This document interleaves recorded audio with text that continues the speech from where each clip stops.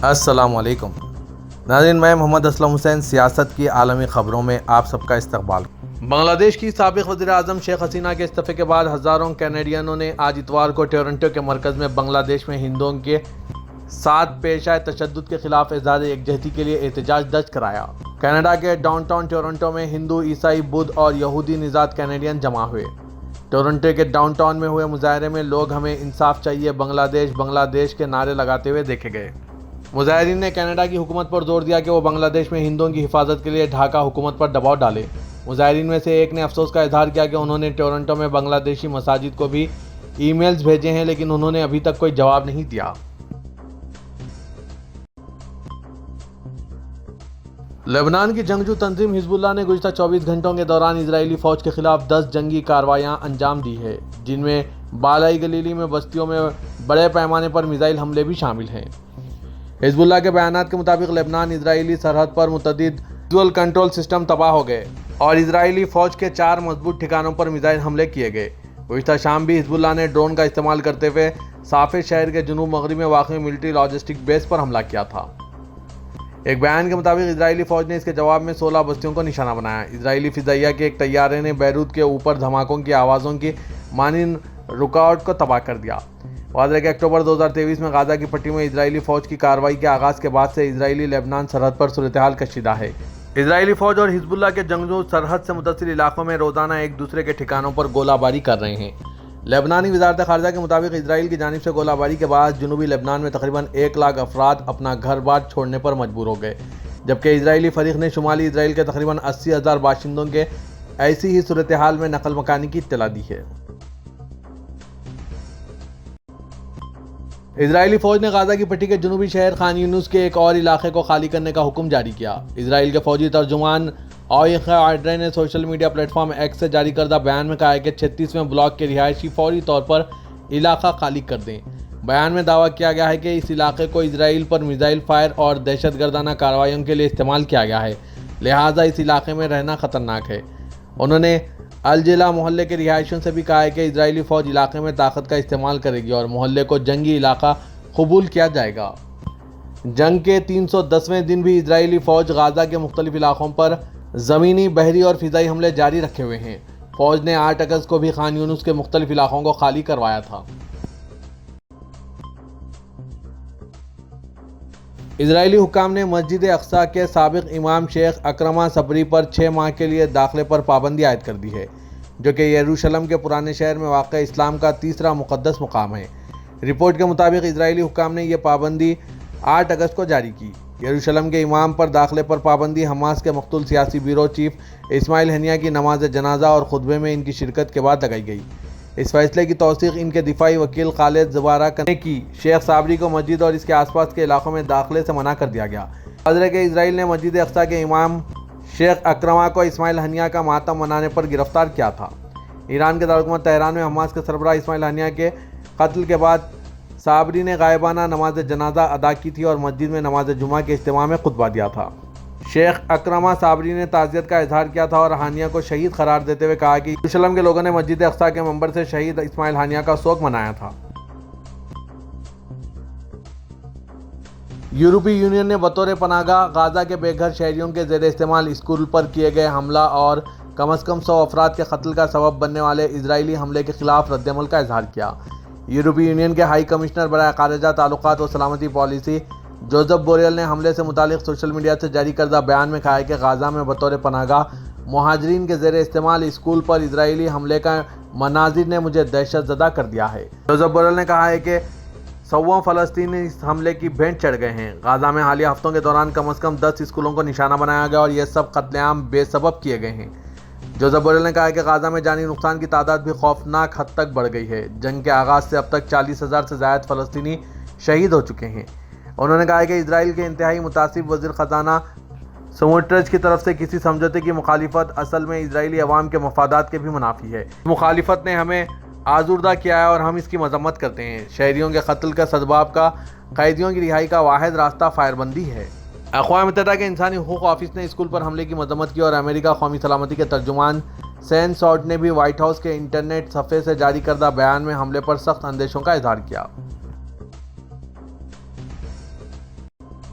Vietnam کی فضائی حدود میں حال ہی میں دوبارہ چینی ڈرونز کا پتہ چلا۔ ماہرین کا کہنا ہے کہ چین کا یہ اقدام ویتنام اور فلپائن کی افواج کے درمیان بڑھتے ہوئے تعاون کا رد عمل ہے۔ اتفاق سے چین کی طرف سے یہ ڈرون مداخلتیں ویتنام اور فلپائن کی مشترکہ کوسٹ گارڈ کی تربیتی مشقوں کے ایک ہفتے کے اندر سامنے آئے ہیں۔ ان میں سے پہلا چینی ڈرون 2 اگست کو دیکھا گیا اور دوسرا 7 اگست کو۔ اس وقت دیکھا گیا جب فلپائنی بحریہ کے کمانڈر ہینوئی میں اپنے ہم منصب کے ساتھ ملاقات میں تھے۔ VOA نیوز کی رپورٹ میں اوٹاوا یونیورسٹی کے قانون کے پروفیسر وو ڈک خان کا حوالہ دیا گیا، جو ویتنام کی پالیسیوں اور اس کے بین الاقوامی تعلقات پر عمل پیرا ہیں۔ انہوں نے کہا کہ چین ہمیشہ تقسیم کرو اور حکومت کرو کا حربہ استعمال کرتا ہے، لہٰذا یہ اس میں خلل ڈالنے کی کوشش کرے گا۔ فلپائن نے آج اتوار کو اپنے ایک طیارے کے خلاف چین کے غیر منصفانہ، غیر قانونی اور لاپرواہ اقدامات کی مذمت کی، جو متنازع جنوبی بحر چین میں ہفتے کے شروع میں گشت کر رہا تھا۔ فلپائن کے صدر فرڈینینڈ آر مارکوس جونیئر نے ایک بیان میں فضائی واقعے کی سختی سے مذمت کی اور فلپائن کی افواج بالخصوص فلپائنی فضائیہ کے بہادر مردوں اور خواتین کے ساتھ کھڑے ہیں۔ ملک کی سرکاری خبرساں ANC نے فلپائن کی افواج کا حوالہ دیتے ہوئے 10 اگست کو چین کی Peoples liberation army air force کی خطرناک اور اشتعال انگیز کارروائیوں کے بارے میں رپورٹنگ کا حوالہ دیا، جس میں باجو ڈی میسن لاک کے اوپر سمندری گشت کرنے والے PAF کے ایک طیارے کو ہراساں کیا۔ چینی حکام نے آج اتوار کے روز بتایا کہ جنوب مغربی چین کے صوبہ سیچوان میں حالیہ بارشوں کے طوفان کے درمیان 80,000 سے زیادہ لوگوں کو محفوظ مقامات پر منتقل کر دیا گیا۔ سنہوا نیوز ایجنسی نے رپورٹ کیا ہے کہ صوبے کے ہنگامی انتظامی حکام کے مطابق جمعے سے سیچوان کے کئی شہروں میں شدید بارش نے تباہی مچا رکھی ہے، جس سے سیلاب اور مکانات تباہ ہو گئے۔ تازہ ترین بارشوں کے نتیجے میں ابھی تک کسی جانی نقصان کی اطلاع نہیں ہے۔ مقامی حکام نے بارش سے پیدا ہو رہی ثانوی آفات سے بچنے کے لیے جگہ کی جانچ، گشت اور نگرانی کے کام کو بڑھا دیا ہے۔ مقامی لوگوں کو سیلاب زدہ علاقوں سے نکالنے کے لیے احتیاطی فیصلوں سے آگاہ کیا گیا۔ افغانستان کی وزارت برائے مہاجرین اور وطن واپسی نے آج اتوار کو رپورٹ کیا کہ گزشتہ 12 مہینوں میں کل 17,79,603 افغان مہاجرین پاکستان، ایران اور دیگر ممالک سے اپنے وطن واپس پہنچ چکے ہیں۔ وزارت کے نائب مولوی عبد الرحمان راشد نے ایک سرکاری پروگرام میں کہا کہ یہ بات قابل ذکر ہے کہ اس وقت ہمارے پاس بیرونی ممالک میں 70 لاکھ پناہ گزین ہیں اور افغانستان کے اندر 30 لاکھ بے گھر ہیں۔